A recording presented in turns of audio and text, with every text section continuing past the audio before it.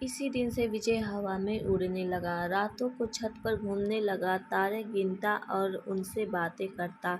चांदनी रात में बैठकर कविताएं लिखता। गर्मी की धूप उसे गुनगुनी लगने लगी। दुनिया गुलाबी हो गई तो जिंदगी गुलाब का फूल। आंखों से नींद गायब हो गई और ख्यालों ही ख्यालों में पैदल ही कई कई किलोमीटर घुमाता।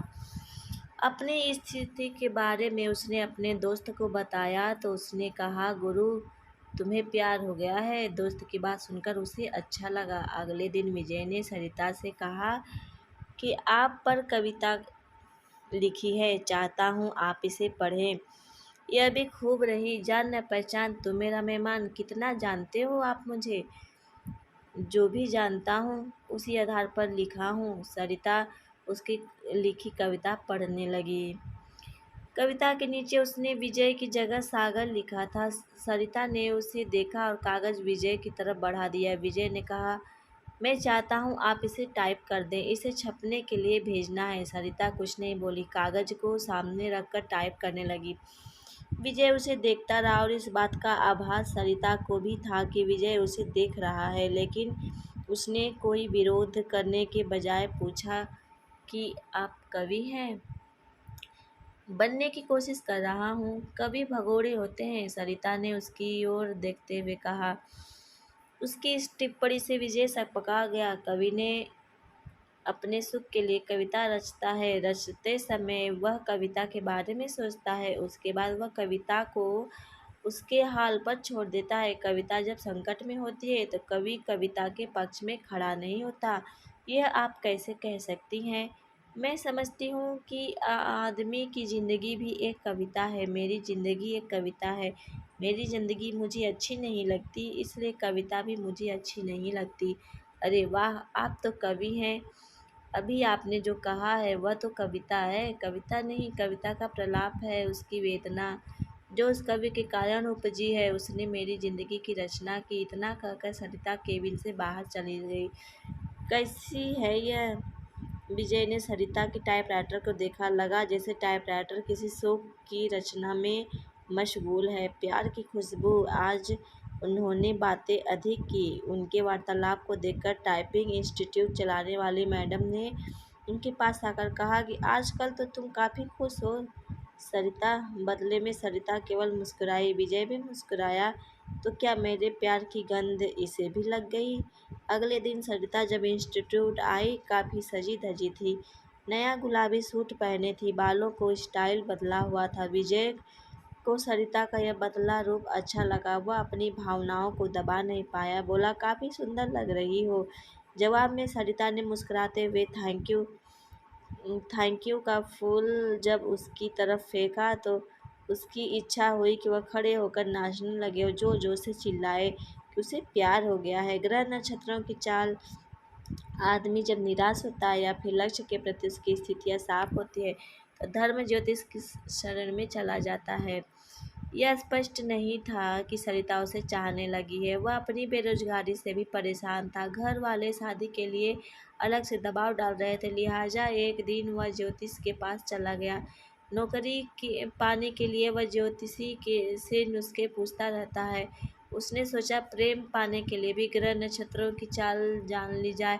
नौकरी के लिए तो ज्योतिषी भी कभी कहता है कि आपकी कुंडली में काल सर्प दोष है जो आपके शुभ कार्यों में बाधक है। इसकी शांति के लिए घर में मोर पंख रखें और प्रतिदिन उसे 2-3 बार अपने शरीर पर घुमाएं। सोमवार के दिन चांदी से बना सर्प का जोड़ा शिवलिंग पर चढ़ाए। लेकिन आज तक कोई संभावना नहीं बनी। शिकायत करने पर वह कह देता कि आप पर भाग्येश शुक्र की महादशा चल रही है।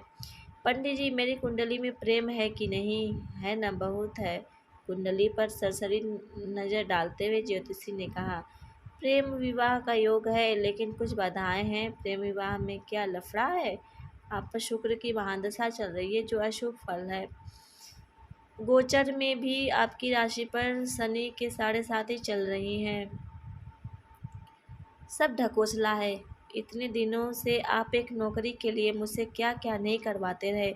मिली नौकरी? साला चपरासी की भी नौकरी नहीं मिली। भान्या अच्छा हुआ विजय ज्योतिष के कमरे से निकल गया। घर पहुंचते ही मम्मी कहने लगी, तुम्हारे पिता ने लड़की पसंद कर ली है, उनके दोस्त की बेटी है, बीए करके नौकरी कर रही है। तो मैं क्या करूं? शादी कर लो, बिना नौकरी के मिले या नहीं हो पाएगा, फिर तुम पूरी जिंदगी कुंवारे ही रह जाओगे। बीबी की कमाई खाने से कुंवारा रहना ही अच्छा है। कहते हुए विजय अपने कमरे में चला गया।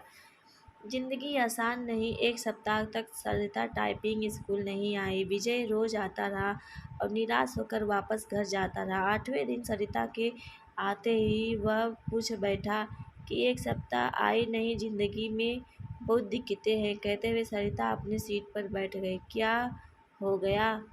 मेरी बहन जो बीए कर रही है, किसी लड़के के साथ चली गई। दोनों बिना शादी के ही साथ रह रहे हैं। ऐसा क्यों किया? उसका कहना है कि यदि वह ऐसा न करती तो उसकी शादी ही नहीं हो पाती। मतलब? हमारे घर के आर्थिक हालात। इतना कर कर सरिता चुप हो गई। मुझे नहीं लगता कि आपकी बहन ने गलत किया है। आज की युवा पीढ़ी विद्रोही हो गई है। वह परंपराओं को तोड़कर नई नैतिकता गढ़ रही है। समय के साथ सब ठीक हो जाएगा। पर माँ तो नहीं समझती। हाँ, उनके लिए समझना थोड़ा मुश्किल है, लेकिन आजकल सब चलता है। हमारा समाज बदल रहा है। बिना शादी के एक साथ रहना पश्चिमी परंपरा है, लेकिन अब तो ऐसा हमारे यहाँ भी होने लगा है। हाँ, बैठकर सपनों के राजकुमार का इंतजार करने से बेहतर है ना कि हाथ थाम लो, उसके साथ चल दिया जाए। चाहे 4 दिन की ही सही, जिंदगी में बाहर तो आ ही जाएगा। विजय को लगा कि कह दे कि फिर तुम मेरे साथ क्यों नहीं चलती, हम शादी कर लेते। पर वह कह नहीं पाया। जानते हो, मेरी एक बहन 12वीं में पढ़ रही है, उसका भी एक लड़के से प्रेम चल रहा है। वो दोनों एक दूसरे से शादी करने को तैयार है। अगले दिन बालिग होते ही शादी कर लेंगे। विजय के मन में आया कि कह दे कि अच्छा ही तो है, वह अपने आप वह वर खोज ले, तुम्हें परेशानी नहीं होगी। वैसे भी 5,000 रुपये की नौकरी में तुम कौन सा राजकुमार उन्हें दे दोगी? अच्छा है वह अपने प्रेमियों के साथ भाग जाए। बातों बातों में एक दिन सरिता ने उसे बताया कि उसके पिता की मौत हो चुकी है और वह 3 बहन है, उसका कोई भाई नहीं। बहनों में वही सबसे बड़ी है। वह एक ऑफिस में काम करती है और उसे 5,000 मासिक वेतन मिलता है। दूसरी जगह काम करने के लिए टाइपिंग सीख रही है। विजय को अपने एक दोस्त के साथ घटी ऐसी घटना की याद आ गई। उसके दोस्त की बहन अपनी बड़ी बहन के अधेड़ से ब्याह देने के बाद प्रेमी के साथ भाग गई। इसके बाद उसका दोस्त गुस्से से उबल रहा था। तब विजय ने कहा कि शांत रहो यार, वे दोनों जहाँ है कुशल से रहे। उसने जो किया अच्छा ही किया। तुम कौन सा राजकुमार से ब्याह कर देते? आखिरकार जिंदगी उसकी है, जीना उसे है, इसलिए निर्णय भी उसे ही लेनी चाहिए। मैं सोचती हूँ कि एक बहन ने जो किया ठीक है, दूसरी जो करेगी वो भी अच्छा है। यदि संघर्ष है तो करो। प्रेमी से पति बना व्यक्ति भी धोखा दे सकता है, जीवन नरक बन सकता है। माता पिता का खोजा राजकुमार भी यही करता है, लेकिन माँ नहीं मानती, सोचती बहुत है, तबीयत खराब कर लेती है। पुराने जमाने की है ना, हद तो है। मुझसे कहने लगी कि तुम भी किसी के साथ भाग जाओ। मैं उन्हें इस हाल में छोड़कर किसके साथ? रो पड़ी सरिता। विजय की समझ में नहीं आया वह क्या कहे और क्या ना करे। स्थिति में सरिता समझ गई, खुद पर काबू किया और फिर से टाइप करने लगी।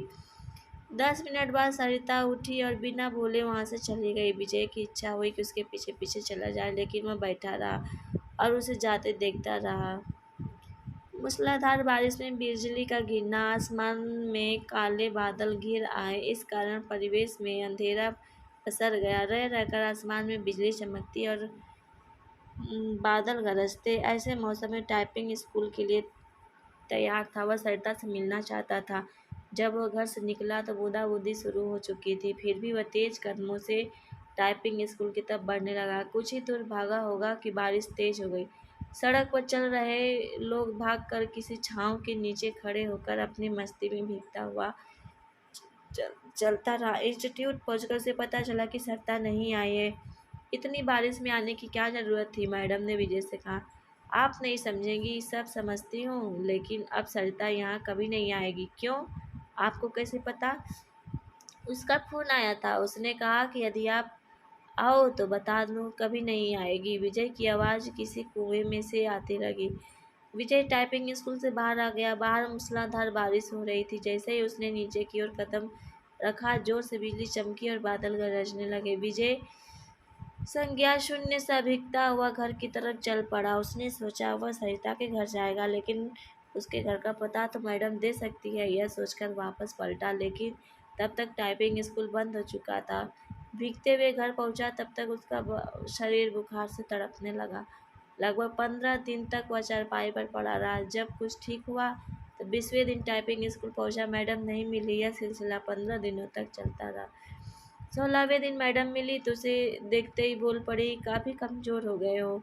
उस दिन बारिश में भीगा तो बीमार हो गया। विजय ने मैडम से सरिता के घर का पता मांगा तो उसने कागज़ पर लिखा विजय को थमा दिया। मैडम को धन्यवाद बोलकर विजय चल पड़ा।